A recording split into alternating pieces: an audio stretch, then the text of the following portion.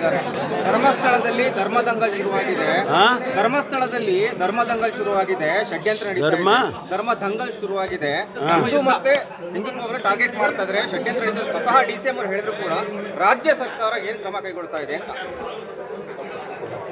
ನಾನು ಈಗಾಗಲೇ ಸದನದಲ್ಲಿ ಕೂಡ ಹೇಳಿದ್ದೇನೆ ಮತ್ತು ನಾಳೆ ಸಂಪೂರ್ಣವಾದ ಉತ್ತರನೂ ಕೂಡ ಸದನದಲ್ಲಿ ಕೊಡೋದಕ್ಕೆ ಪ್ರಯತ್ನ ಮಾಡ್ತೇನೆ. ನಾನು ಹೇಳಿದಾಗೆ ಯಾರೂ ಕೂಡ ಇದರಲ್ಲಿ ರಾಜಕಾರಣ ಮಾಡಬಾರದು ಅಂತ ಹೇಳಿದ್ದೇನೆ.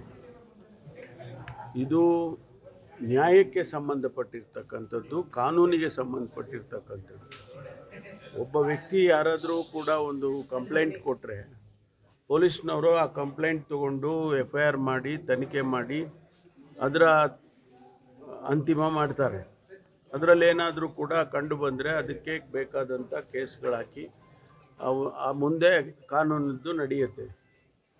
ಅಷ್ಟಕ್ಕೆ ಸ್ಥೀಮಿತವಾಗಬೇಕೇ ವಿನಃ ನಾವು ಇದನ್ನು ರಾಜಕೀಯ ಮಾಡೋದಾಗಲಿ ಧಾರ್ಮಿಕ ವಿಚಾರದಲ್ಲಾಗಲಿ ಯಾವುದೇ ನಡೀಬಾರ್ದು ಅನ್ನುವಂಥದ್ದು ನನ್ನ ಅಭಿಪ್ರಾಯ.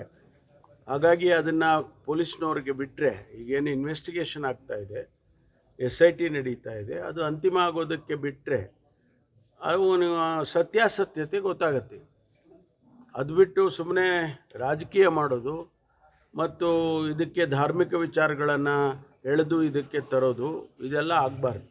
ಸರ್, SIT ಏನಾದರೂ ಮಧ್ಯಂತರ ವರದಿ ಕೊಡುತ್ತೆ? ಇಲ್ಲ, ಅದು ಅವರು ತೀರ್ಮಾನ ಮಾಡ್ತಾರೆ.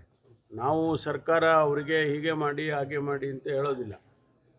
ಅವರು SIT ಅವರು ತೀರ್ಮಾನ ಮಾಡ್ತಾರೆ, ಇದು ಮಧ್ಯಂತರ ವರದಿ ಕೊಡಬೇಕಾ ಇಲ್ಲ ಅಂತಿಮವಾಗಿ ನಾವು ಇನ್ವೆಸ್ಟಿಗೇಷನನ್ನು ಮುಗಿಸ್ಬೋದಾ, ಮುಗಿಸೋದಕ್ಕೆ ಸಾಧ್ಯ ಇದ್ದರೆ ಮಧ್ಯಂತರ ವರದಿ ಬೇಕಾಗಲ್ಲ. ಈ ರೀತಿ ತೀರ್ಮಾನಗಳನ್ನು SIT ಚೀಫ್ ಮಾಡ್ತಾರೆ, ಬಿಟ್ಟರೆ ನಾವು ಯಾರೂ ಹೇಳೋದಿಲ್ಲ. ಯಾಕೆಂದರೆ ಅವರಿಗೆ ನಾವು ಕೆಲಸ ಮಾಡೋದಕ್ಕೆ ಅವಕಾಶ ಮಾಡಿಕೊಡ್ಬೇಕಲ್ಲ. ಹಸ್ತಕ್ಷೇಪ ಮಾಡಿದರೆ ಸರಿ ಹೋಗೋದಿಲ್ಲ. ಅದನ್ನು ನಾವು ಪದೇ ಪದೇ ನಾನು ಹೇಳಿದ್ದೇನೆ, ಮುಖ್ಯಮಂತ್ರಿಗಳು ಹೇಳಿದ್ದಾರೆ ಮತ್ತು ನಾವೆಲ್ಲ ನಾಯಕರುಗಳು ಕೂಡ ನಾವು ಯಾರೂ ಮಧ್ಯೆ ಪ್ರವೇಶಿಸೋದಿಲ್ಲ ಇದಕ್ಕೆ ಅಂತ ಹೇಳಿದ್ದೇವೆ. ಅಭಿಪ್ರಾಯ ಹೇಳಿದ್ದಾರೆ. ಯಾಕೆಂದರೆ ಇದರಲ್ಲಿ ನಾನು ಹೇಳಿದಾಗೆ ರಾಜಕೀಯ ಆಗಬಾರ್ದು. ಆದ್ದರಿಂದ ಇದು ರಾಜಕೀಯದ ದಿಕ್ಕಿಗೆ ಹೋದರೆ ಏನಾಗ್ಬೋದು ಅಂತ ಊಹೆ ಮಾಡ್ಕೊಳ್ಳಿ.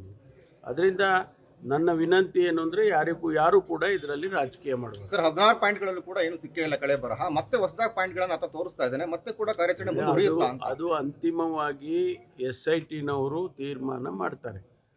ಎಲ್ಲಿವರೆಗೂ ಅವನು ಹೇಳ್ಕೊಂಡು ಹೋಗ್ತಾನೆ ಇರ್ತಾನೆ, ಇವರು ಅಗೀತಾನೆ ಇರ್ತಾರೆ, ಆ ರೀತಿ ಆಗೋದಿಲ್ಲ. ಎಲ್ಲೋ ಒಂದು ಕಡೆ ಅಂತ್ಯ ಆಗುತ್ತೆ.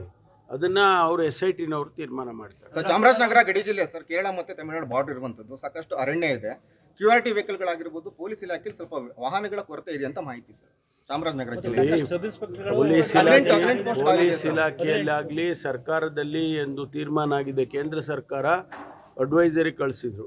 ಏನಂತ ಹೇಳಿದರೆ 15 ವರ್ಷದ ನಂತರ ಆ ವೆಹಿಕಲ್ಸ್ಗಳನ್ನು ಇಟ್ಕೋಬೇಡಿ ಅಂತೇಳಿ ಕಳಿಸಿದ್ದಾರೆ. ಅದು ಎಲ್ಲ ಇಲಾಖೆಗೆ, ಇಡೀ ಸರ್ಕಾರಕ್ಕೆ ಅದು ಅನ್ವಯಿಸುತ್ತೆ. ಹಾಗಾಗಿ ನಮ್ಮಲ್ಲಿ ಪೊಲೀಸಲ್ಲಿರ್ಬೋದು, ಫೈರ್ ಡಿಪಾರ್ಟ್ಮೆಂಟಲ್ಲಿರ್ಬೋದು, ಇಲ್ಲಿ ಎಲ್ಲ ವೆಹಿಕಲ್ಸ್ಗಳನ್ನು ನಾವು 15 ವರ್ಷ ಆಗಿರೋದನ್ನು ತೆಗೆದುಕೊಂಡು ಬರ್ತಾಯಿದ್ದೀವಿ. ರಿಪ್ಲೇಸ್ಮೆಂಟ್ ಆಗಬೇಕಲ್ಲ, ಅದನ್ನು ರಿಪ್ಲೇಸ್ಮೆಂಟು ನಾವು ನಿರೀಕ್ಷಿಸಿದ ಸ್ಪೀಡಲ್ಲಿ ಆಗ್ತಾಯಿಲ್ಲ. ಅದನ್ನು ನಾವು ಹಂತ ಹಂತವಾಗಿ ಮಾಡ್ತೀವಿ. ಉದಾಹರಣೆಗೆ ಫೈರ್ ಡಿಪಾರ್ಟ್ಮೆಂಟಲ್ಲಿ ಅಂಗಡಿನಲ್ಲಿ ಹೋಗಿ ವೆಹಿಕಲ್ಸ್ ಕೊಂಡ್ಕೊಂಡು ಬರೋಕ್ಕಾಗಲ್ಲ, ನಾವು ಕಾರ್ ಕೊಂಡ್ಕೊಂಡು ಬಂದಂಗೆ ಆಗಲ್ಲ. ಅದಕ್ಕೆ ಸ್ಪೆಷಲ್ಲಾಗಿ ಮಾಡಬೇಕಾಗುತ್ತೆ. ಅದಕ್ಕೊಂದು 6 ತಿಂಗಳು ಸಮಯ ಹಿಡುತ್ತೆ. ವೆಹಿಕಲ್ ಕೊಂಡ್ಕೊಂಡ ಮೇಲೆ ಅದು ಮಾಡಿಫಿಕೇಷನ್ ಕಳಿಸ್ತಾರೆ, ಆವಾಗ ಅದನ್ನು ಒಂದು ಸಮಯ ಹಿಡಿಯುತ್ತೆ. ಅದಕ್ಕಾಗಿ ಈಗಾಗಲೇ ನಾವು ಸುಮಾರು 300-400 ವೆಹಿಕಲ್ ಪರ್ಚೇಸ್ ಮಾಡಿದ್ದೀವಿ ಈ ವರ್ಷದಲ್ಲೇ. ಪೊಲೀಸ್ ಡಿಪಾರ್ಟ್ಮೆಂಟಲ್ಲಿ ಕೊಡ್ತಾಯಿದ್ದೀವಿ, ಎಲ್ಲೆಲ್ಲಿ ಸಾಧ್ಯತೆ ಇದೆ ಕೊಡ್ತೀವಿ. ಇಲ್ಲಿ ಕೂಡ ಪ್ರಸ್ತಾವನೆ SP ಅವರು ಕಳಿಸಿದ್ರೆ ಇಲ್ಲೂ ಕೊಡ್ತೀವಿ. ಚಾಮರಾಜನಗರದ ರಾಜ್ಯಾದ್ಯಂತ PSI ಹುದ್ದೆಗಳು ಸಾಕಷ್ಟು ಹುದ್ದೆಗಳು ಖಾಲಿ ಇದೆ. ಇನ್ನು ಈ ಹೊಸ ನೇಮಕ ಮಾಡ್ಕೊಂಡಿದ್ರೆ ಅವ್ರು ಇನ್ನೂ ಹಿಂದಿನ ಸರ್ಕಾರದಲ್ಲಿ ತಮಗೆ ಗೊತ್ತಿದೆ, PSI ಹಗರಣ ಅಂತ ಆಗಿತ್ತು. ಅದನ್ನೆಲ್ಲ ಬಗೆಹರಿಸಿದ್ವಿ. 545 PSIಗಳದ್ದು ರೆಕ್ರೂಟ್ಮೆಂಟ್ನಲ್ಲಿ ಹಗರಣ ಆಗಿದೆ ಅಂತ ನಿಂತೋಗಿತ್ತು.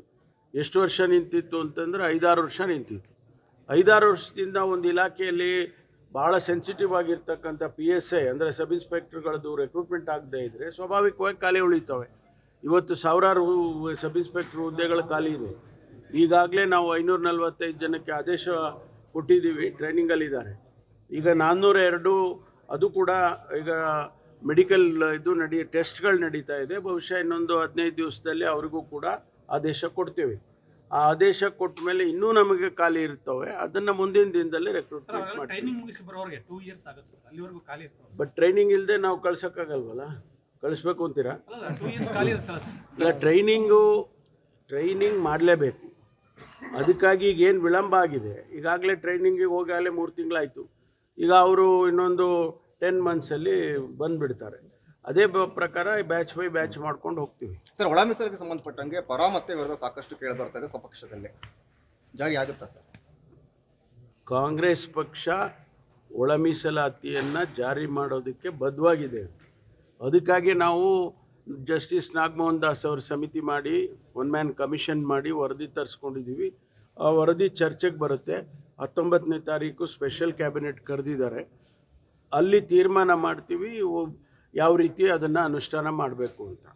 ಕಾಂಗ್ರೆಸ್ ಶಾಸಕರು ವಿರೋಧ ವ್ಯಕ್ತಪಡಿಸ್ತಾ ಇದ್ದಾರೆ ಸರ್. ಇರುತ್ತೆ ನೋಡ್ರಿ, ಪರ ವಿರೋಧ ಯಾರು ಮಾಡೋರು? ಯಾರು ಮಾಡ್ತಾರೆ? ಅನ್ಯಾಯ ಆಗ್ತಾ ಇದೆ ಬಲಗೈಗೆ ಅಂತ ಯಾರು ಪರ ವಿರೋಧ ಮಾಡೋರು ಮಾಡೇ ಮಾಡ್ತಾರೆ. ಅವ್ರಿಗೆ ಅನ್ಯಾಯ ಏರ್ ಕೃಷ್ಣಮೂರ್ತಿ ಅಲ್ಲ, ಅನ್ಯಾಯ ಅಂತ ಆದಾಗ ಅನ್ಯಾಯ ಅಂತೇಳಿ ಹೇಳೋದ್ರಲ್ಲಿ ತಪ್ಪೇನಿದೆ? ಅವ್ರು ಅನ್ಯಾಯ ಅಂತ ಹೇಳ್ತಾರೆ, ಸರ್ಕಾರ ಅದನ್ನ ಸರಿಪಡಿಸ್ಬೇಕಲ್ಲ ಅನ್ಯಾಯನ. ಆ ಕೆಲಸ ನಾವು ಮಾಡ್ತೀವಿ. Okay, thank you sir.